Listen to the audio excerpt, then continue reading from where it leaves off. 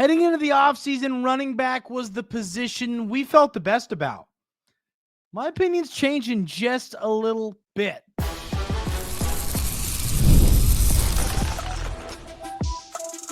You are Locked On Aggies, your daily podcast on the Texas A&M Aggies, part of the Locked On Podcast Network, your team every day. Welcome on into Locked On Aggies. I'm your host, Andrew Stefaniak. Thanks for making Locked On Aggies your first listen every single day. On the show today, ladies and gentlemen, we'll talk a little bit about the baseball series, 3 losses, 3 one-run losses to Texas.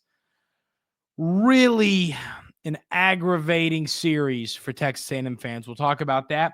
We'll talk about the newest addition to the basketball team, but we're going to get things kicked off starting off talking about the running back room. But first, I want to tell you about our friends over at Amazon Fire TV Stick 4K. This episode is brought to you by the Amazon Fire TV Stick 4K. Turn any TV into your Xbox, no console needed. Head to Amazon.com/Fire TV. Locked On to learn more. So, like I said, we're talking a little bit about the running back room today. And, it's funny. I felt so good about this unit for months and months and months. And now I'm sitting here and I have a little bit of concerns. And I feel like I've been so negative lately. But, I just want to share my thoughts on this. And, obviously Amari Daniels and Le'Veon Moss are both coming back from injuries. And we really don't have any kind of update timetable-wise on those guys. If I was guessing, I would say that we'll probably get one, I don't know, I'd say in a few months, maybe before the season starts. But we'll get one eventually. And once we get one, I think that's when we're going to learn more about what is going on in that position. But when I look at the rest of the room, Rueben Owens was the difference maker here. When we headed into this offseason, we all wanted Rueben Owens to take that step for us. We thought that he was going to be great. And in that spring game, he just did not look 100%. And I think that he said he wasn't 100%. We knew that, but also he just didn't look right. And I believe, yes, with a few more months till the season starts, that Rueben Owens is going to get back to being 100%. But there was just so much off-season hype last year around Rueben Owens, and we were sitting and we were talking about this 1-2 punch, the 1-2 punch of Rueben Owens and Le'Veon Moss is going to be one of the best in the SEC. And I kind of made that same proclamation this offseason. I said, I think that we're going to have a really good 1-2 punch in Owens and Moss. But when I look at this now, I say to myself, Owens didn't look great in that spring game. And that was one of the takeaways. And I know that whole kind of that offense, didn't look great as a whole. But and we don't know when you're going to have a healthy Moss back on the field. This concern for me goes away as soon as we have a healthy Moss back on the field. But injuries like the one he sustained are tough to come back from. You got to worry about cutting and all that. We see running backs struggle to come back 100% early on into those injuries. And like I said, we just don't know that much of a timetable on them. So,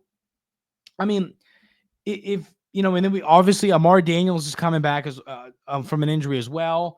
You still got EJ Smith, you got the freshman Morrow and DeAndre Ryden, but you've got a lot of guys in this room, right? You got a lot of guys, the 2 freshmen, and it's funny, I didn't even realize EJ Smith had eligibility left till like a month ago. I was like, I thought that he was out of eligibility, but when I look at this running back room, I wouldn't label what I am right now as concerned, but what I would say is that I definitely have more concerns about this room than I did heading into the season, the offseason. Now, like I said, if Le'Veon Moss is good to go at the beginning of the season, he's, near 100%, then I feel pretty good about it. And even if Rueben Owens doesn't ever live up to that 5-star, that 5-star conversation, like he was that 5-star ranking, I still do believe that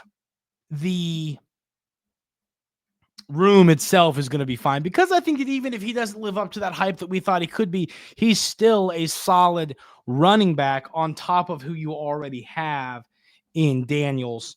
So, I feel pretty good about that for this room. But yeah, I mean, I guess we need to see Moss back. And once again, with an injury like what Moss sustained, there are some questions. There's going to be some concerns heading into him getting back on the field. We want to see Owens have, and I'm not counting him out. Every day I lose a little bit more faith, just a little bit more faith in his ability to be as good as we once thought he could be. And, now knowing that, I'd really like to see Ruben Owens take a step in the right direction, because if Moss comes back at 100%, even if, let's say, I think Moss is one of the better running backs in the SEC. If I had to give him a ranking out of 10, I'd give him a 9. If right now, I'd probably give Owens a 5 or a 6. If Owens could just get to a 6.5 or a 7 behind Moss, I think that's one of the better 1-2 punches in the SEC. That's the reality here. And then once you get Daniels back healthy, we've seen Daniels play a lot of good football for Texas A&M. Just if he's your running back, 2B, because if Moss or if Owens is your 2A and he's your 2B, it's a solid room. And then you got the 2 freshman firecrackers and Morrow and Ryden that we just don't know what they can be. They could potentially be really, really good. So knowing that, I just think that I think that you are in a spot right now within this room where the running back position, I'm not concerned about it, but there are some things that need to work out for this room to be as good as I think it can be. And that is something that I'm going to be monitoring. And I'd like to hear y'all's thoughts on that. How do we feel about that? How do we feel about this running back room? I just have my small concerns about this running back room. I think that most of them are, it's injury related, and then it's relating to what's going to happen with Ruben Owens and him taking the next step. If Moss and Daniels come back healthy and Owens continues to improve every day, then there's no concerns at all. It's just if the opposite of those things happen, then that's where we start to go, okay, what do we got going on here? So I've seen a lot of folks in different on Twitter, on social media. I've seen different videos of folks starting to have a little bit more concern about the Texas A&M running back room than they once had. And that's where I'm at. I'm not sitting here with hitting the panic button. I'm just saying this is something to monitor. We need to get our running backs healthy, and we need to get our running back in Ruben Owens to continue. Once again, he's still got to get 100%. I bet he's still about 90%. He's got a long time to do it, but there's definitely conversations to be had concern level wise with the running back room. The baseball team gets swept by the Texas Longhorns. Really, really hate the way this went. Painful way to get swept. And we'll talk about it coming up right here on Locked On Aggies.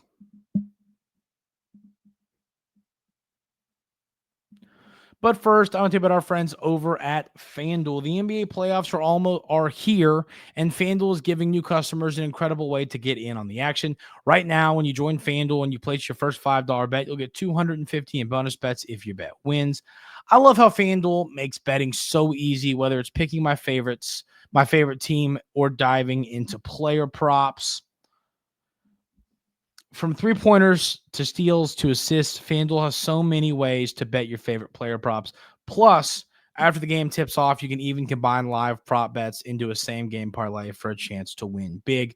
Don't miss out. Head to FanDuel.com and claim your $250 in bonus bets today.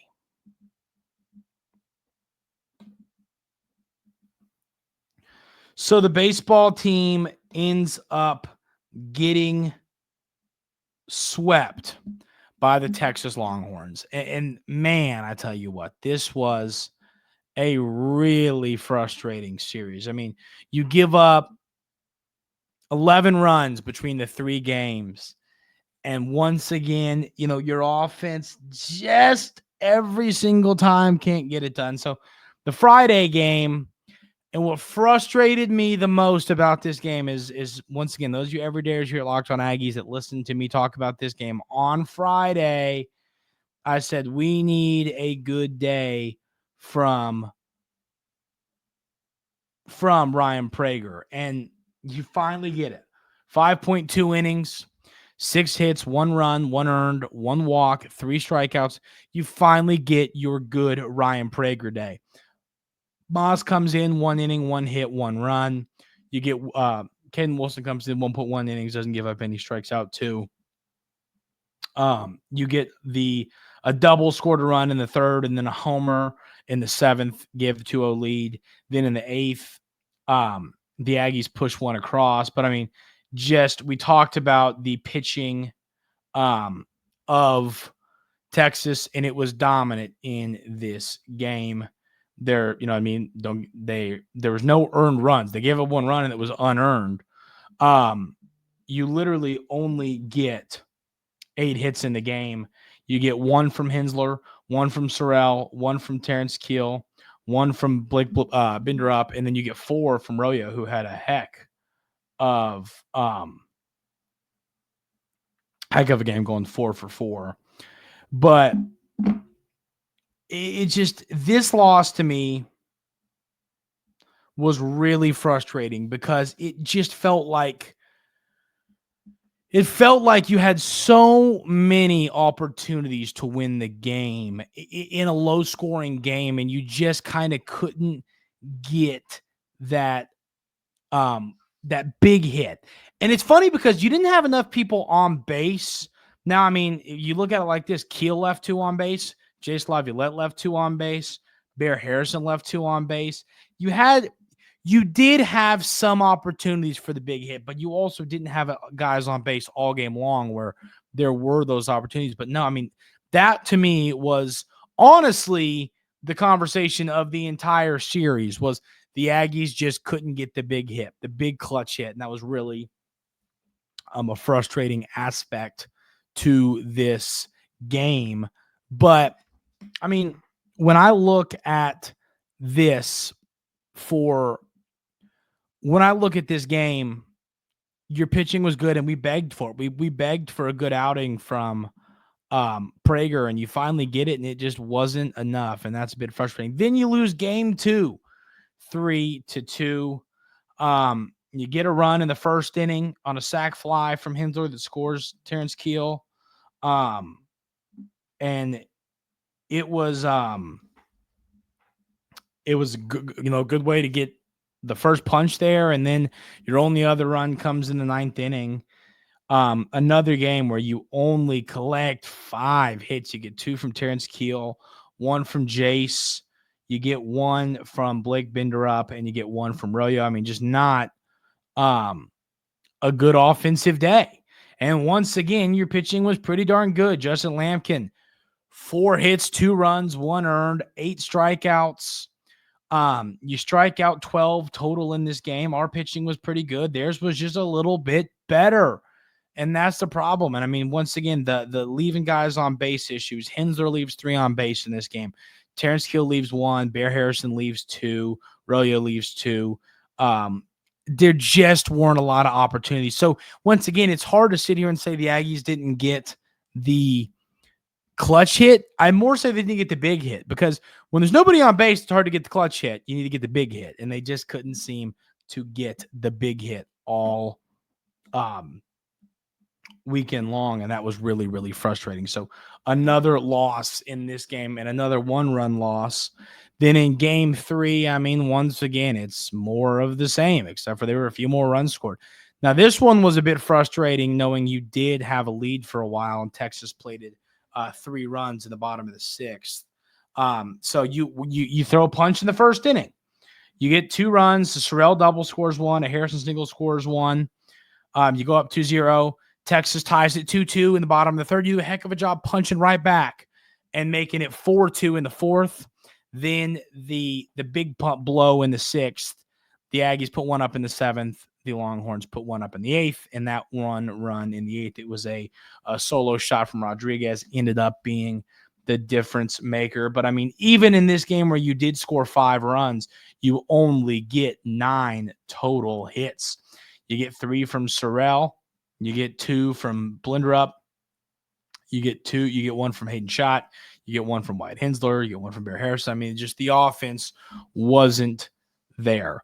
Patton, I think, did a pretty darn good job. 5.2 innings, 6 hits, 3 runs in a Sunday game. And then Weston Moss, just not his best outing. 3 walks, gives up 2 runs. I mean, just a frustrating outing there. And then McCoy, I thought, was pretty good, except for the one mistake. And the one mistake led to the home run that ended up being the difference maker. I really wanted to see the Aggies take one game this weekend. That would have been ideal. I mean, yes, you wanted to win the series, but at the end of the day, you needed to win one, and this hurt a lot, especially the momentum you were on. So now you sit here with a record of 8-13 in conference play. I've talked about that magic number being about 13 wins. You've got 9 games left. The good news is you play Missouri, who I'm pretty sure has not won a game. If you win this series against LSU and you sweep against Missouri, I think all you'd have to go to Georgia is not get swept. I mean, because that would give you, honestly, that right there, you win this series over LSU, and you sweep Missouri, that gives you 5 wins right there. That gets you to that 13. Then if you just take 1 against Georgia, you really lock it up. But I mean, Missouri is the worst team and the worst SEC baseball team I've maybe ever in my life seen. That's not a series. It's very rare that, I'm going to sit here and say you should sweep that. You should sweep this series. They haven't won a game. I don't know. I genuinely don't know if that's ever happened. In baseball, it's really hard for that to happen. But I mean, it looks like there's a legit chance that could happen. So we'll see. But frustrating series for the Aggies, but this is not over yet. We've got a lot left to play for, and people need to not hang their head. It's frustrating. It's a terrible way to get swept. You're in 3 straight ball games, but at the end of the day, all we can do is regroup and try and win a series against a really good LSU team. This is SEC baseball. There's no such thing as a weekend off. So got to bounce back. We'll talk about that series when we get there. Let me see if that's a Thursday, Friday, or it's a Friday, Saturday, Sunday. Good, once again, as SEC baseball series should be. We'll talk about that later in the week. The Aggies got a new basketball commit, another great addition. We'll talk about that player coming up right here on Locked On Aggies. But first, I got to tell you about our friends over at Game Time. Those of you everydayers here at Locked On Aggies know that I absolutely love the Game Time app. I think the Game Time app is the only place people should ever be purchasing tickets to any sporting event. I talk about this all the time. Everything I go to that requires a ticket, I buy it on Game Time. My mom and I are going to a concert in Atlanta here in a few weeks. Got the tickets on Game Time. Going to a Braves game the next night in Atlanta. Got those tickets on Game Time. Dad and I went to go see Shane Gillis. Got those tickets on Game Time. Everywhere I purchase tickets to any event that I am attending, I'm getting them on Game Time. It's the easiest app to use, and it is the best app for all of your ticket purchasing needs. Take the guesswork out of buying tickets with Game Time. Download the Game Time app, create an account, and use code Locked On College for $20 off your first purchase. Terms apply. Again, create an account, redeem code Locked On College for $20 off. Download Game Time today. Last minute tickets, lowest prices guaranteed.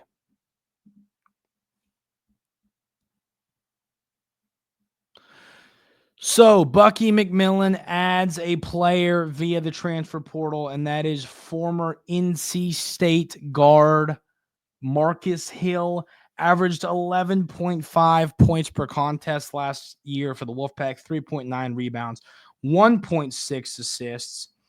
Did not have a good year shooting the basketball last year for the Wolfpack.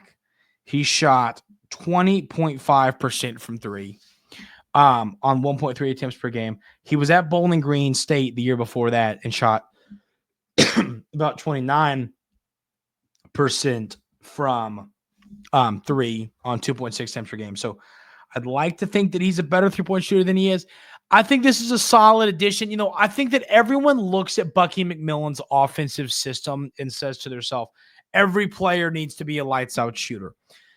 I think that he is a really good player. And yeah, the three-point shooting, he might shoot one or two a game. That's not going to be his calling card. I bet you he shoots a better percentage this year. I bet you he gets it above 30. But he's a guy that likes to get to the rim. He, you know, at Bowling Green, he shot 6.4 free throws per game. Last year, he shot about 3 per game at NC State. So he gets fouled. He gets to the rim. I've seen a pull-up jumper out of him. He helps on the glass. He can pass the ball a little bit. I think that he's a player who is going to be a big-time difference maker.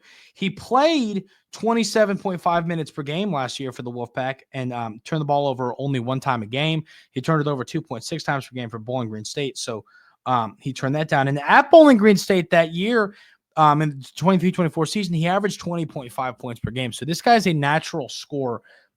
He can do it with the mid-range jumper. He can shoot the three ball here and there. He can get to the rim. He's a scorer. He plays pretty good defense. I think he's an all-around impressive player that is going to help elevate this Texas A&M basketball team to the next level. And I talked about it, you know, adding players like Duke Miles and Mackenzie Mbako and, you know, some of these different additions.